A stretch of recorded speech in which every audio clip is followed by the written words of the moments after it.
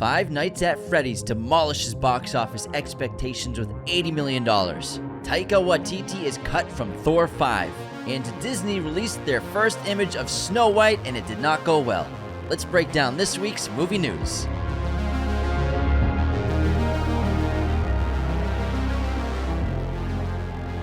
Hello, movie friends. Welcome back to another episode of Raiders of the Lost Podcast, the ultimate film and TV podcast, and another episode of Movie News, where we go through all of the industry news so you don't have to. Man, Five Nights at Freddy's blew everybody's hair back at the movie theaters this weekend. I wouldn't say it blew people's hair back. The box office expectations. Blew their wallets out of the water. Yeah. $80 million opening weekend for Five Nights at Freddy's. This was projected to be $50 million for Blumhouse. Keep in mind, they spent $25 million on this film, so it's already profiting. It also made $60 million in its international market. So Five Nights at Freddy's is sitting at $130 million for its opening weekend globally, which is a massive hit for Blumhouse. I even saw the story where Jason Blum said even in his own company, he was fighting to get this made. Nobody thought it would work, and nobody thought that anybody wanted to see it, but the fan fever is there, and social media has been blowing this thing up. And Wait, everybody this made $60 million overseas? $50 million, I'm sorry. $50 million overseas. It's Holy already crap. Its total right now is $130 million.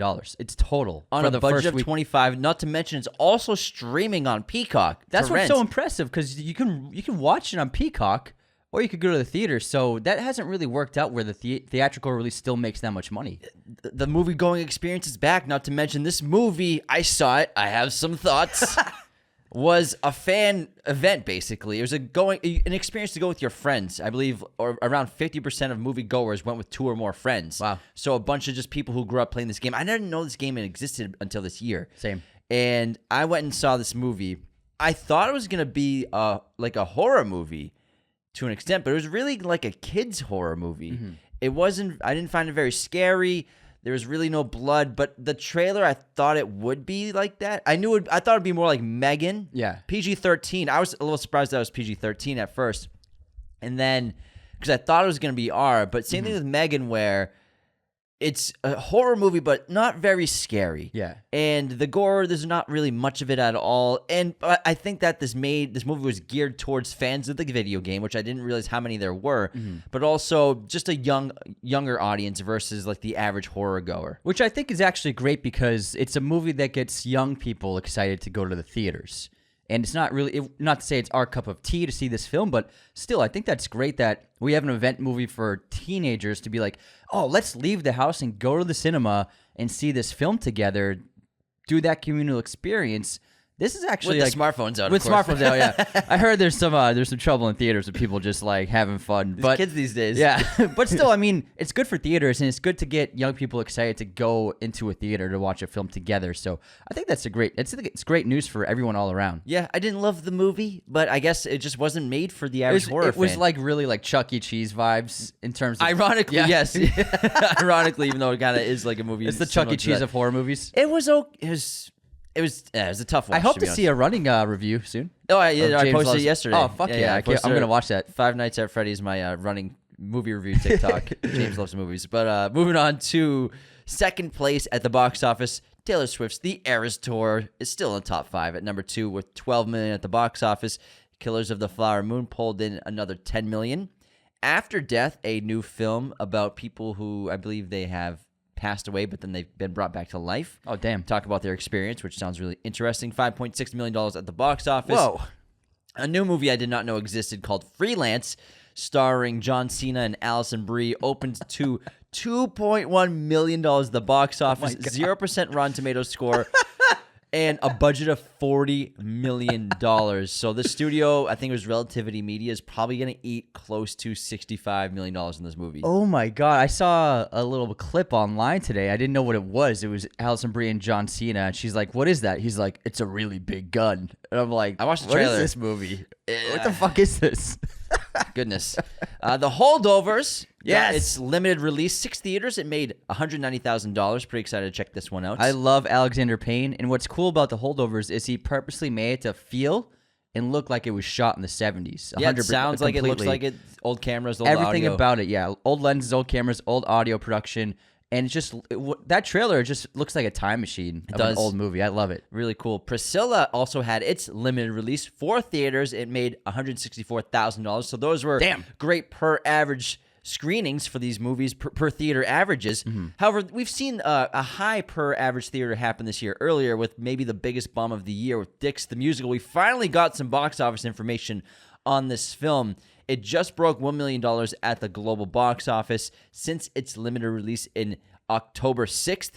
And it started in relatively small theaters, but now it's been over 350 theaters, I think, and it's just not performing well at all. Yeah, its per theater average is $311 right now at 350 theaters. So per day? Per theater. So that's not very good for a release. When you release it in more screens, the per theater average is going to go down.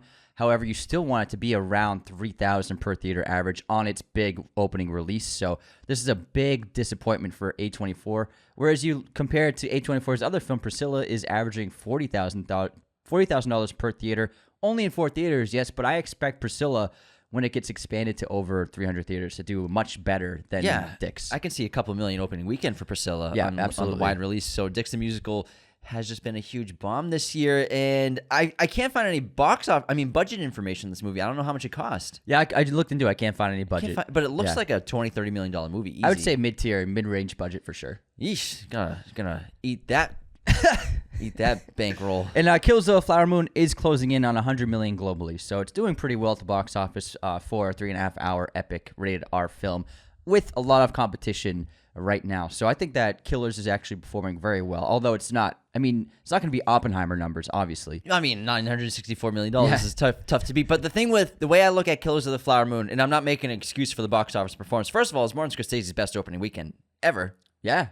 Well, no, better than Wolf? Yeah, better opening weekend than Wolf. Wow. Second of all, I don't see Apple having funded this movie to make a ton of money at the box office because they originally just going to do an Apple TV release. Yes.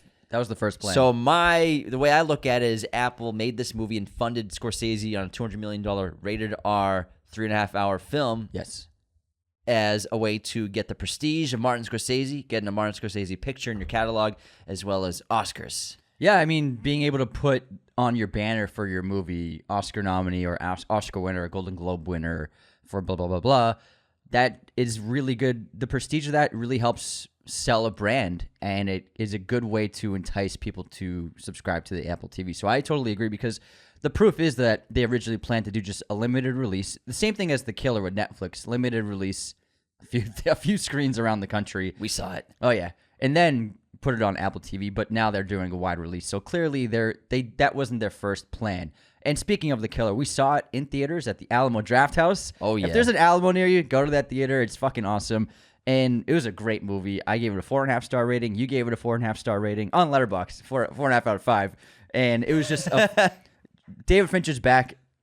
Hadn't seen one of his movies on the big screen since Gone Girl. Yeah, 2014. That's 9 years without a Fincher movie in theaters. That's wild. Mank was that lockdown streaming only on Netflix. Yeah. So it was just being able to see his filmmaking on a big screen. It's incredible. I could watch the way that guy pans and tilts his camera, just like from someone looking at a phone. The way he photographs everything is just like, I could watch it for hours. It doesn't even need to have a story. Movie. I can't wait to watch it again. I'm gonna watch it in November when it comes out on Netflix. Yeah. But I highly recommend if it's playing near you, check it out. It's very limited release. Yeah. See it in theaters, but it gets its release on Netflix on November 10th. This movie was excellent, and it has a similar tone and aesthetic to Gone Girl and Dragon Tattoo, I feel like. Yeah. It's kind of like that feeling, those two movies combined, as well as obviously David Fincher's really sharp and precise directing. It's very funny, like great wit, and I swear to God, the best fight scene I've seen in years.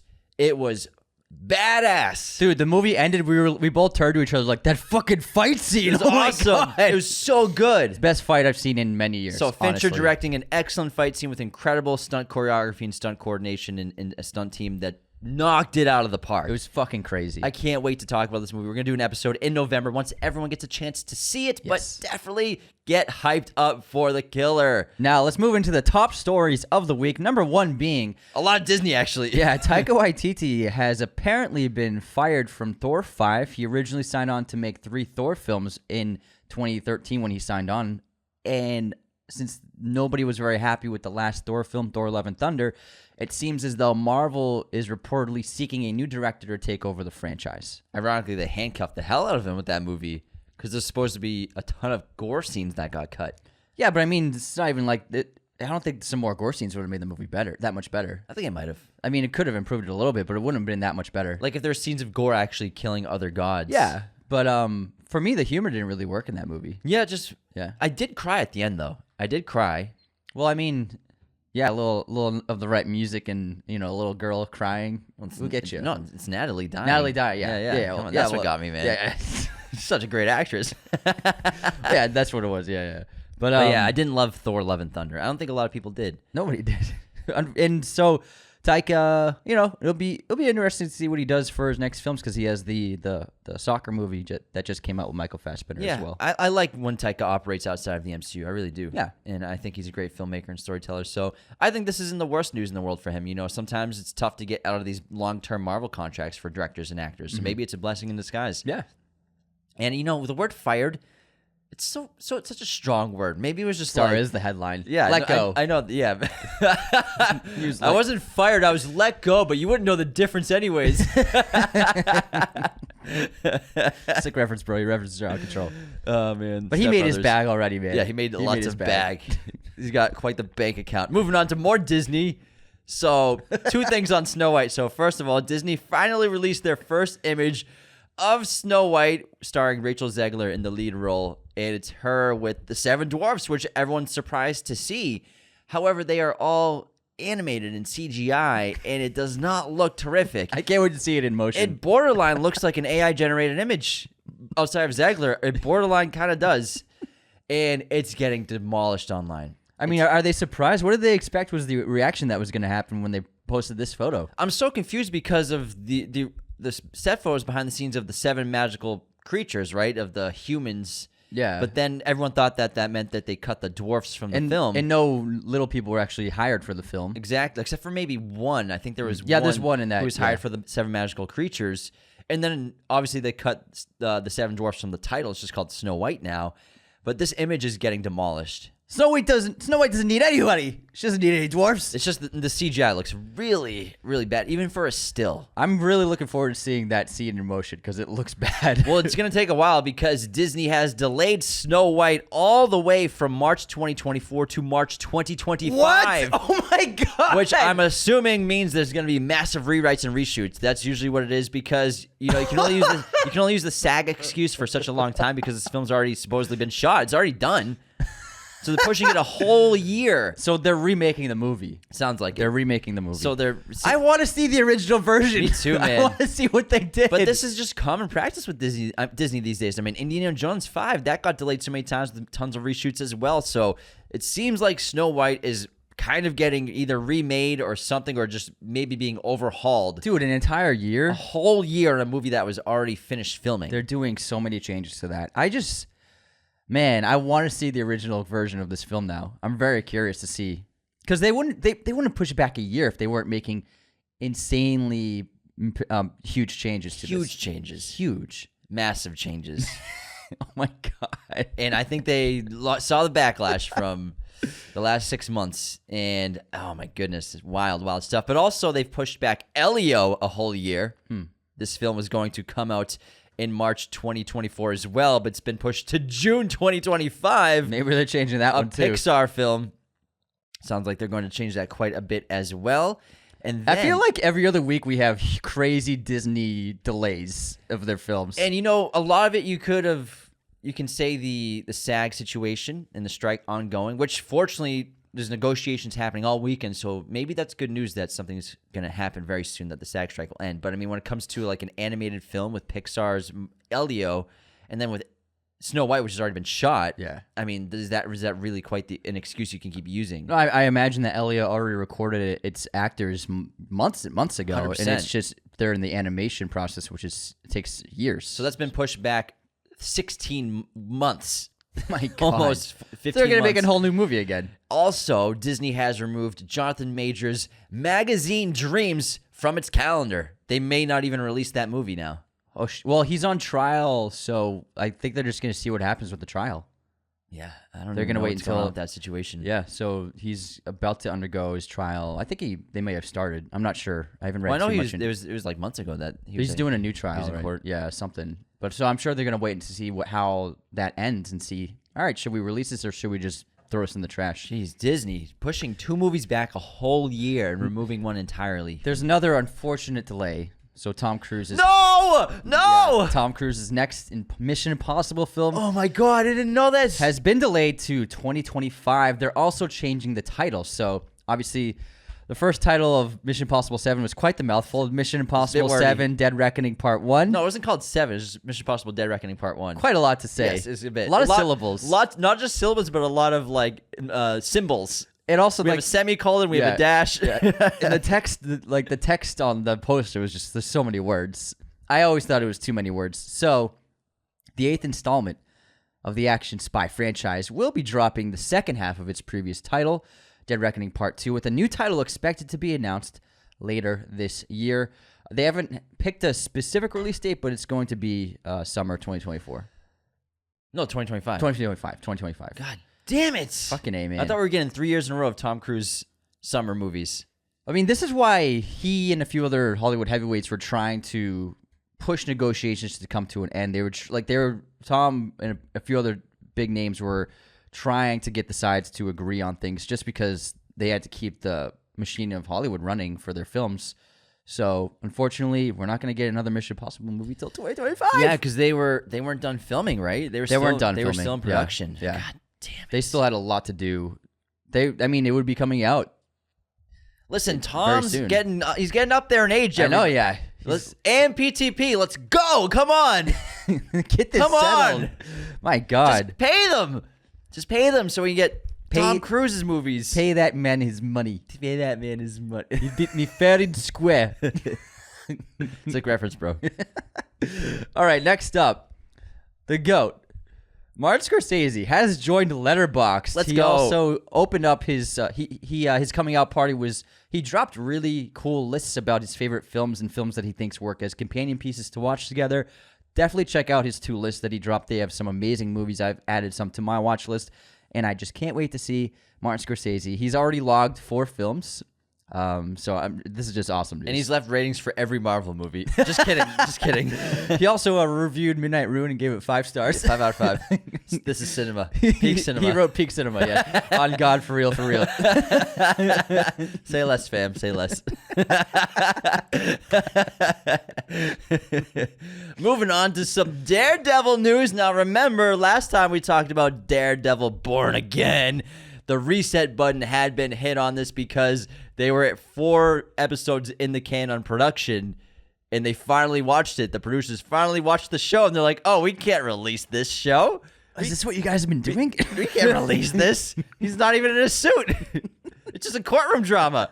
If we wanted a courtroom drama, we'd write Law and Order or some shit. So they hit the reset button, and it's been announced that Dario Scardapane from The Punisher is set as showrunner for Daredevil Born Again, and Justin Benson and Aaron Moorhead from Loki Season 2 are set to direct. So it seems like They went with experienced people in this part. And Loki Season 2, people are saying it's terrific. And it looks good. really well Yeah. made, and they actually built sets and everything, which is really cool. And I saw this sad quote where the production designer for Loki Season 2 said that they had to fight basically tooth and nail to actually get to build sets for that show. And that's sad that, like, it's the day and age where fighting to build real sets, ceilings, walls, and floors, it's just like such a tough thing to do with some of these studios these days. Man, they got the money. I don't understand it, man. They have so much money. So it looks like Marvel's like, let's get some people who have already proven themselves with the showrunner of Punisher. I never saw Punisher, but I know people enjoyed Punisher. People loved it, and then people loved the Netflix Daredevil show. And I mean, how does the show not open up with Daredevil in costume beating the fuck out of somebody? Well, yeah, sure, kill somebody. But beat the fuck out of somebody. James's Daredevil is a killer. He kills people. He doesn't kill people. Well, beats the fuck out of them. Yeah, he'll beat the fuck out of them. How does he not do that? How's that not the opening scene of your I don't Daredevil understand. TV show? What are you opening the show with? I don't understand. What are you opening the show with? Who the fuck knows? I would love to see those episodes. I will pay money, good money, to see what they came up with. Just like the original Snow White. Absolutely, I will. I would pay to see Just that. release it, I would Disney. pay good money to see the original ending of Indiana Jones 5. Oh, I really based on all the rumors. Yeah, I will Disney. I will pay money to see Daredevil. I want to see that first cut of Indy 5. I want to see the first script. Indy's killed within 10 minutes. It's not your movie anymore, getting too Indiana old for this. Jones. Getting too old for this. Sorry, we're beating up Rachel Zegler today, but this is just the news today. So No, we're not beating her up. All right, Paddington 3 has just announced that it's still set to release November 2025. However, they have dropped Rachel Zegler from the film because the film is a UK production and she is a member of SAG. UK Equity is not involved in the strike, so that's the actors union out there. So they're going to continue making the film, and they dropped her because they need to get production underway, so they're going to replace her with, my guess, is some UK actress. Yeah, so it's not because they don't like her. Yeah. She's great. It's just because They gotta get the ball Yeah, rolling. they gotta make the movie. Yeah, so they're obviously going to replace her with the UK actress. And again, the SAG after strike is just America. Yeah. Cool. Moving on to The Black Phone is getting its sequel. I like the first film a lot. Someone DM'd us the other day. They're like, I remember you guys talked about how much you like The Black Phone because they're not going to make a sequel because of how it ended. And they sent me a link to this announcement. I was like, fuck. You think they're not gonna go in on this? Come on. It made $130 million. So Yeah, it it was did a big on hit. like a $14 million budget. Yeah. Black Phone 2 is gonna get released on June 27th, 2025. This is Blumhouse as well, right? Yes. Man, Blumhouse is killing it. Well, and this one is rated R. No, No, it was PG-13. No, it's R. It was R? Yeah. There's some messed up stuff happens in that movie, man. I don't think there was any messed up stuff. I'm pretty sure that Black Phone was. Let me No, double there's check. no gore or anything. It was just like ghosts There's and some stuff. gore in that movie, man. Nah, I don't think so. I don't want to spoil. There's some gore in there. All right, it's double check. disturbing, man. I mean, it's disturbing, but I don't think it's rated R Black disturbing. Phone is rated Ah. Nice. All right. Rated Ah. Yeah, man. Just the concept, like that movie with the grabber. That's just grabber. that has to be rated R. Yeah. All right. Makes sense. All right. Kills of a Flower news. Noon. So, some theaters around the country have actually put intermissions into the film without the permission from Paramount or Scorsese or the producers. And now Paramount and Scorsese are wicked pissed off about this. Vigilantes. So they are making sure that nobody is putting intermissions into the 3.5-hour film for theatrical releases. Yep, I believe in some parts of the UK they actually implemented intermissions back into theaters, but that's different than America. Yeah. So this was not cool. It was to done do. without permission, Yeah, yeah. it was done without permission. Just a bunch of rogue vigilantes out there. I'm not wearing hockey pants. So I mean, I wish intermissions were back, but still, like, you should not be disrupting a Scorsese picture when you're not supposed to. If the film's not designed to have an intermission, then Yeah. don't. Yeah, like Hateful Eight was designed with a 5-minute intermission in it. That was during the film's Go to the release. bathroom. Yeah. Like, God forbid. Like, if you have to pee, just go pee and come back. I know you want to not miss a second of it, which is also great, but I think Martin would be fine with you going to the bathroom. Yeah, he'd be fine. And also, just don't drink any fluids for like 3 hours before the movie. Dehydrate yourself. You don't have to walk through the desert or anything. You're not going in a weigh-in for a boxing match. Yeah. Just go in. You're not cutting to fight someone in the UFC. Just go in a little thirsty, and you'll be good. All right, Wear a now- diaper, bro. Catheter, man. That's what I did. yeah. It didn't smell that bad. Except for when it spilled. Anthony's catheter just emptied onto the floor. Sorry, guys. Didn't even have a bag. Living my truth, man. All right, next up, Henry Cavill and his Highlander reboot has officially been confirmed and is going to start production next year. So, Cavill is starring in this film from Chad Stahelski. No who's directing way. this. This will begin filming sometime in 2024, and the budget was finally released. It's upwards of $100 million. So, we can expect a huge epic out of this. I'm looking forward to this. I think Cavill would be great for Highlander. Cavill, the giant sword. Yes. Sign me up. Why don't they just make him Conan? Especially with how like dirty he got done with The Witcher, man. Oh, yeah. Dude, Witcher just let him down so hard. So give me him in like a period piece setting. Let's go. Yeah, and I'm looking forward to seeing Stahelski doing something outside of Wick. John Wick. Yeah, that'd be cool. Because I know he's going to do Ghost of Tsushima, but that's probably That's going to take a while. take a little while to develop. Let's get into the latest trailers. Not a ton, but we have 3 that we'd love to talk to you about. Yeah, absolutely. Let's do it. So Bradley Cooper's Maestro finally got its first full-length trailer. We got a teaser like a month ago, and it looks sensational, but we got a full-length trailer. It just dropped last week. I mean, this past week. It looks really, really good. It looks stunning. It looks beautiful. Incredible filmmaking. It looks just like classical filmmaking. Yeah. It looks like a movie from the 50s. Yeah, Bradley is like, man, he's a real artist behind the camera, man. Sensational. I mean, it gave me goosebumps watching this trailer. Yeah, and then, I mean, with Mahler's Symphony 5 playing, man, it's just insane. I mean, we have Goosebumps. a Best Picture contender, I think, clearly. He's with a this contender. trailer. So, like, Oppenheimer and Kills of the Flower Moon and Maestro are the top 3, I think, this year. And he looks terrific. We got a lot more of him in the character. Yeah, as lead of actor. Bernstein, and he looks sensational. Next up, we got a trailer for Lisa Frankenstein, which we mentioned last week when it released its poster. This is written by Diablo Cody and directed by Zelda Williams and stars, the actress from Ant-Man. She's the lead. Oh, that's who I thought she looked familiar. And then Cole Sprouse plays the monster, and so it's about this teenage girl who has who's trying to find a boyfriend. She has no luck in love, and then she has a thing for this dead body. No, it's a statue. Catherine Newton. So I think there's a body buried, but she is obsessed with the statue of him. Of him. Okay, Yeah, thank you. Yeah. And then she reanimates his corpse, and then with a tanning bed. Yeah, and they become a couple, and they start killing people, apparently. It looks pretty good. Yeah. Like, I love Jennifer's body. I love Juno. I think Diablo Cody's such a sharp and witty writer. And Zelda Williams is Robin Williams' daughter. I think this is her feature-length debut for directing. So I'm very intrigued by this movie. It looks like a lot of fun. A great modern Frankenstein film. Yeah. And sign me up. Yeah. The final trailer we want to talk about is a new film from Steve McQueen. He's developing Blitz, which is going to be a World War II drama. Obviously, I think about the bombings of London by the Nazi Germany. So I can't wait to see that film. It's going to be for Apple TV, I'm sure, with a release. But he made a documentary for Apple TV as well called Occupied City. Now, this is a World War II documentary about the occupation of Amsterdam by Nazi Germany in the 1940s. However, the film, it's a really powerful trailer. There's no footage of World War II at all in the trailer. I'm sure the movie will have it. The film is mostly contemporary footage of Amsterdam, of the city. So the past collides with the present in this excavation of the Nazi occupation of Amsterdam, a journey from World War II to recent years of pandemic and protest and provocative, life-affirming reflection on memory, time, and what's to come. So he basically juxtaposes World War II with the present day and the issues in our world today in a really powerful way, and the trailer looks sensational. He's one of the best directors alive, in my opinion, and he always makes really fascinating choices as a director. The trailer looks incredible. Like, man, I got goosebumps from it. I love Steve McQueen, man. I mean, great. obviously everyone's seen 12 Years a Slave. I'm sure a lot of people have seen Widows, but definitely watch Hunger and Shame. Those movies are terrific. And he made a few films on Prime. Yeah. Small Axe. Yeah, those are great.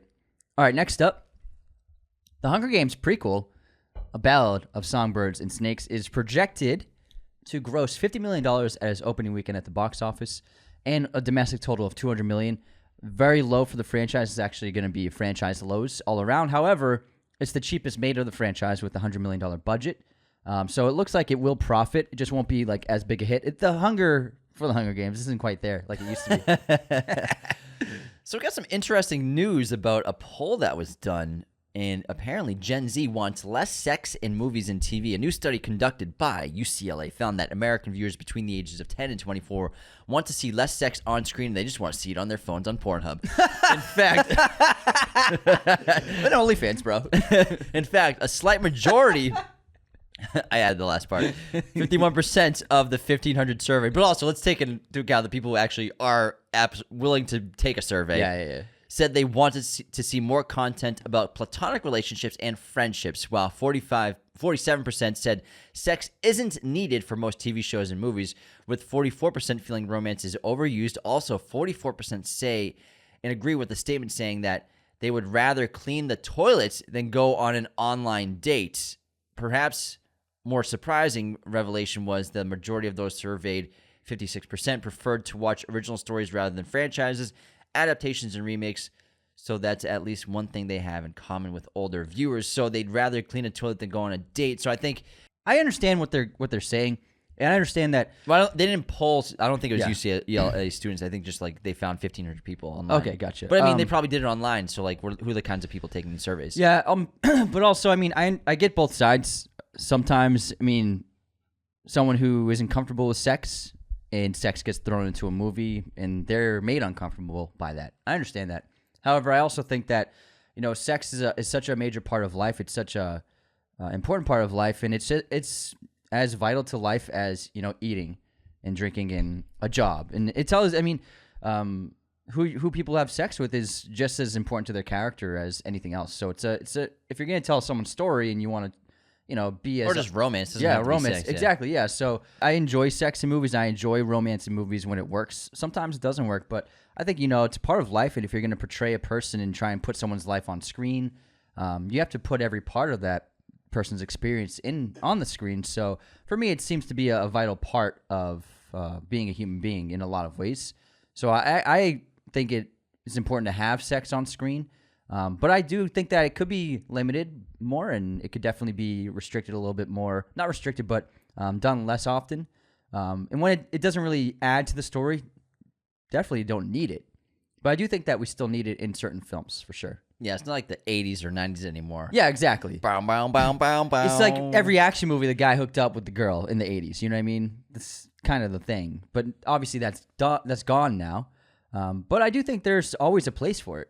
For sure, in certain contexts. Absolutely. Yeah.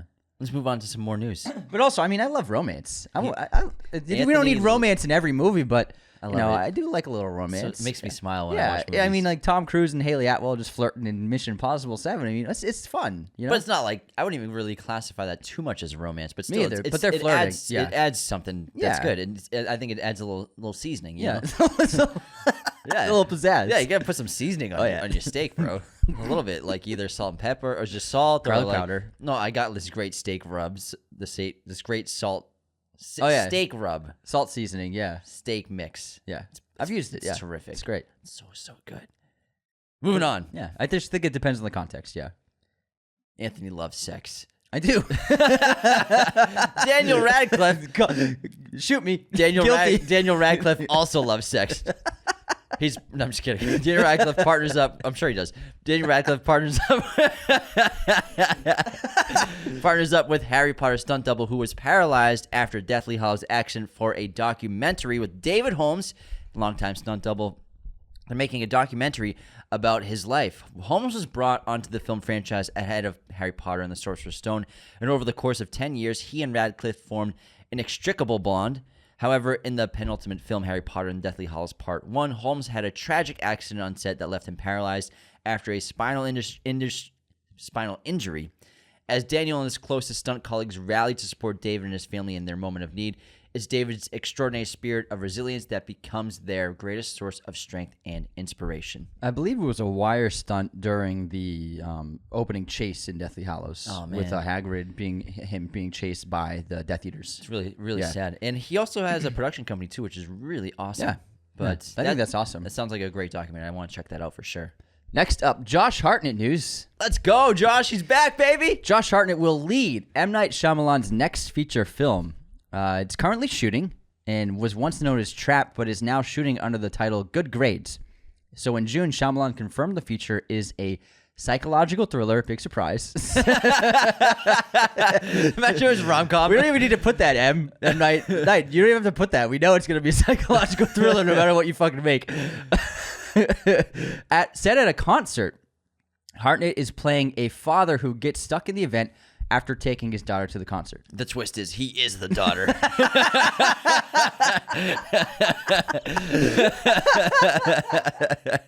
He has no daughter. Daddy's girl. Josh Hartnett, Oppenheimer, let's go. Oh, yeah, let's go. Lead roles again. I Lead love role. to see it. The king is back. The king is back. Yeah. What? I guess he was a king. Yeah, he was for a little bit. Yeah. So we got some David Fincher news. He was going to make World War Z sequels? Yeah, so it was announced probably 2 years after the film came out that he was brought on for a sequel. I don't remember Brad Pitt that. brought him on. That's You don't pretty remember cool. that? Maybe I do. We were super jazzed about it, bro. Jazz, bro. This is a long time ago, man. Yeah, I guess so. But I was inebriated half the time back then. Just kidding. the original director, Jay Boyena, he dropped out of the film to make other stuff, and he went on to make some really good films. And so Brad Pitt brought on David Fincher, and Fincher was actually circling that and 10,000 Leagues Under the Sea at the same time. Oh, that's right. I remember that. Yeah, both with Brad Pitt, and they were both kind of in production hell. And then this one, just like the other film, never ended up getting made. However, he did say their sequel would have been quite a bit like The Last of Us. And he said, I'm glad we didn't do what we were doing because The Last of Us has a lot more real estate to explore the same stuff. And so in our title sequence, we were going to use that little parasite. They used it in their title sequence and in that wonderful opening with the Dick Cavett, David Frost style talk show. So he's just basically saying Last of Us has a lot more freedom with their storytelling and what they can do, and they would have been more restricted with World War Z. So it probably worked out for the better. But David Fincher making a giant zombie action movie, that would have been so amazing, man. That'd been really cool. With Brad in the lead, man. Speaking of David Fincher opening title sequences, the one for The Killer is awesome. Dude, I was smiling. So Once it started, I was like, oh my God, I missed these. Yeah, I love Fincher's opening credits, and it does not disappoint. All CGI. Yeah, it looks terrific. It is incredible. It looks really, really good. And again, check it out if you can. So that wraps movie news this week. Thank you so much for tuning in. We have some news. So on Patreon, we are going to be pushing and sending all of our episodes ad-free for minimum $5 or more. We know so many of you understand that we have to put ads in our show because we got to pay the rent in order to do this show. So the ads are the reason why we can do that. And also, we want to give patrons, though, the opportunity to listen to the show ad-free. So every episode of the show will be available on Patreon ad-free for a minimum tier of $5. So go ahead and sign up for $5 a month. You'll get every episode without ads. And you'll also be able to listen to it on the Patreon Spotify page as well. Yeah, if you'd like so to. if you want, you can connect your Patreon with Spotify and just listen ad-free on Spotify. Yeah, very exciting stuff. Super cool stuff. Also, episodes upcoming. We are doing Halloween tomorrow. Tomorrow's October 30th. And then on Wednesday, we had Shits and Gigs podcast on our podcast, guests in our studio in LA. It's a big week. Yeah, it was a lot of fun. We had a hilarious conversation with them. They're great guys. They're a from top the UK. 5 podcast on Spotify. And the they're world. here from the UK. They're visiting America and Los Angeles. They did a bunch of podcasts, a bunch of shows, kind of dipping their toes in the water of a potential U.S. tour. So Shits and Gigs on Wednesday. It was hysterical, those guys. James and Fuhad, they are hilarious guys. I was cackling editing it. Really sweet Yeah. dudes. It was really cool to have them in Los Angeles, in studio, in person. Finally got to meet them. We've been friends with them for 3 years. That was so cool. So don't miss that. Again, Halloween on Monday. To celebrate Halloween, of course, we're doing the original classic. And then we have V for Vendetta coming out November 6th. Obviously, the 5th of November is a Sunday. We can't skip movie news. Yes, movie news has to post. But on November 6th, next Monday, remember, the 6th of November. Yeah, that sounds right? That sounds about right. But thank you again for tuning in so much. Leave those 5-star ratings on Spotify and Apple. Share this show, Raiders of the Lost Podcast. Share the load. Share the load. Share the show with your friends and family members. It's the best way for our podcast to grow and flourish and rise in the charts. Like Anthony's doing a bird. Yeah, it's a cute bird with his hands. He's making a bird flapping its wings. You gotta be more majestic. All right, yeah, more majestic. Yeah, flowy. It's like a slow motion bird. And then like... All right, take care, everybody. See you next time. Thank you for watching Raiders of the Lost Podcast. Be sure to hit that subscribe button, hit the like button as well, notifications for sure. Listen to the show on Apple Podcasts, Spotify, everywhere you can listen to podcasts. And be sure to check out this other content we have on our YouTube channel.